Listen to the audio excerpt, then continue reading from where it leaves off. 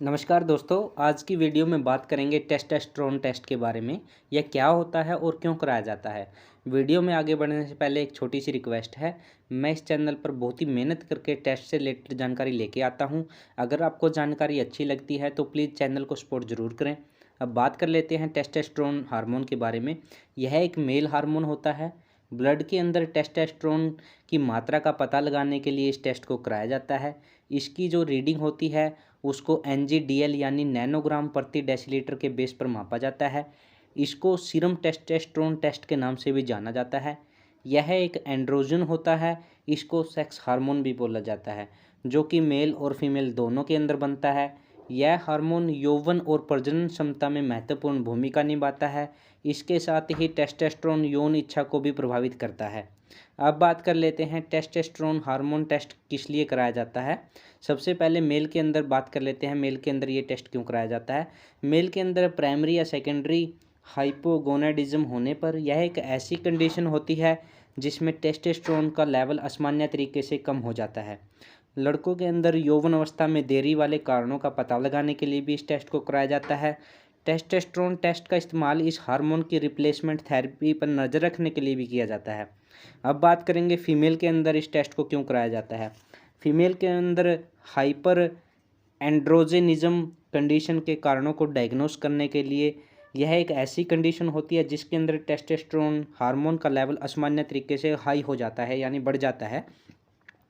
Idiopathic अतिरूमता, इस स्थिति में महिलाओं में असामान्य तरीके से पुरुषों की तरह चेहरे पर बाल आने लगते हैं।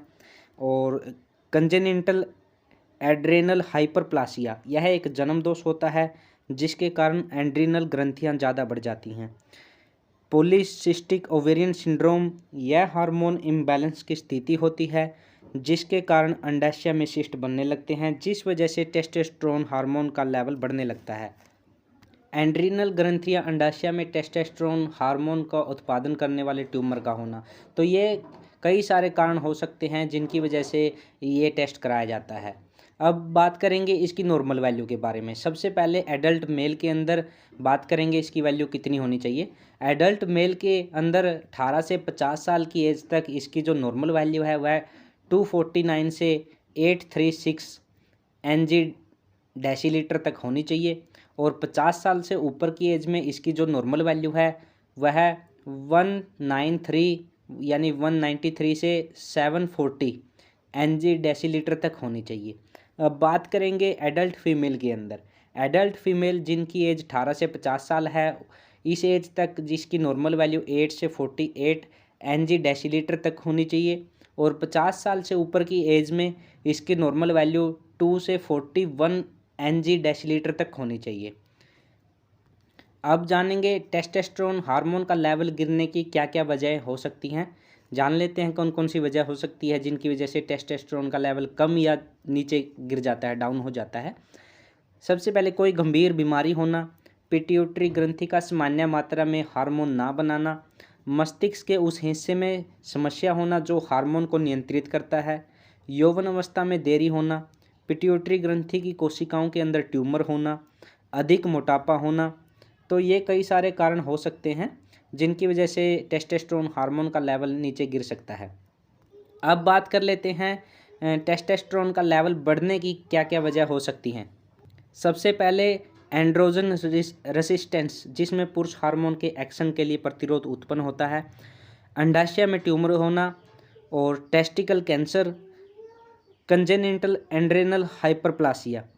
इनके अलावा कुछ दवाइयों की वजह से भी टेस्टोस्टेरोन का लेवल बढ़ सकता है। अब बात कर लेते हैं टेस्टोस्टेरोन हार्मोन टेस्ट को कब या कौन कौन से लक्षण दिखाई देने पर आपको यह टेस्ट कराना चाहिए। सबसे पहले लड़कों में यौवन अवस्था में देरी होना या समय से पहले आना, बांझपन की समस्या होना, यौन रुचि का लेवल कम होना, पुरुषों की हड्डियां पतली पड़ना, लो स्पर्म काउंट होना मेल के अंदर, सेक्स ड्राइव में कमी होना, मांसपेशियों का ठीक से काम न करना और मोटापा बढ़ना या स्तनों का आकार बढ़ना, आवाज़ में बदलाव आना, स्तनों का आकार कम होना, मासिक धर्म न होना या अनियमित रूप से आना। तो ये कई सारे लक्षण हो सकते हैं जिनकी वजह से आपको ये टेस्ट कराना चाहिए। दोस्तों, जानकारी कैसी लगी कमेंट बॉक्स में ज़रूर लिखना और हमारे चैनल को सब्सक्राइब ज़रूर करें दोस्तों। धन्यवाद दोस्तों।